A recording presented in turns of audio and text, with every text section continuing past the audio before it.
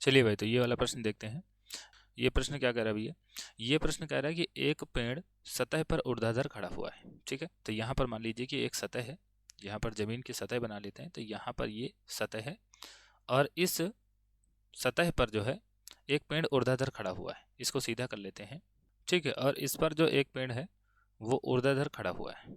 ठीक, और कह रहा पेड़ से 10√3 मीटर दूर सतह पर किसी बिंदु से पेड़ की ऊपरी चोटी का उन्नयन कोण 60 डिग्री है। ठीक है, तो पेड़ से कुछ दूर जो है, पेड़ से कुछ दूर एक बिंदु है और उस बिंदु से जो है ये जो बिंदु है ये 10√3 मीटर की दूरी पर है। तो यहाँ से यहाँ की जो दूरी है, यहाँ से यहाँ की जो दूरी है वो 10√3 मीटर है।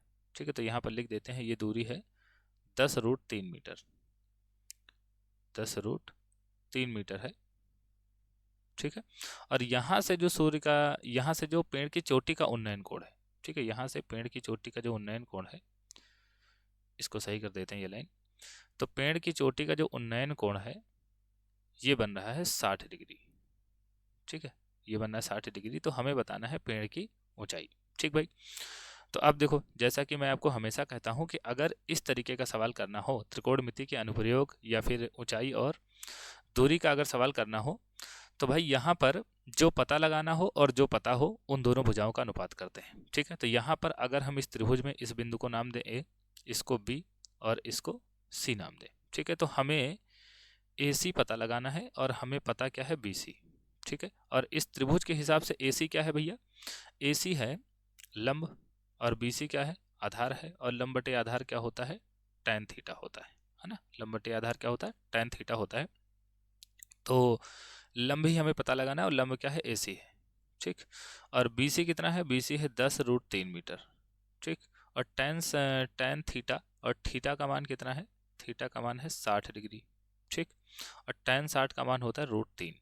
ठीक है, और यहाँ पर है ए सी बटा 10√3। ठीक, तो ए सी का मान यहाँ से क्या आ जाएगा, ए सी का मान यहाँ से आएगा भाई 10√3 का जाके गुणा हो जाएगा √3 में।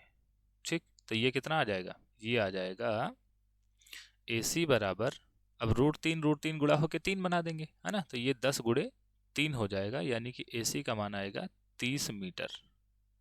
ठीक, इसका मतलब है कि पेड़ की ऊंचाई कितनी होगी, 30 मीटर होगी। तो ऑप्शन नंबर ए सही होगा। तो यहाँ पर लिखेंगे अतः पेड़ की ऊंचाई, अतः पेड़ की ऊंचाई, पेड़ की ऊंचाई 30 मीटर है, 30 मीटर है। ठीक भाई, तो ये एकदम आसान सा प्रश्न था।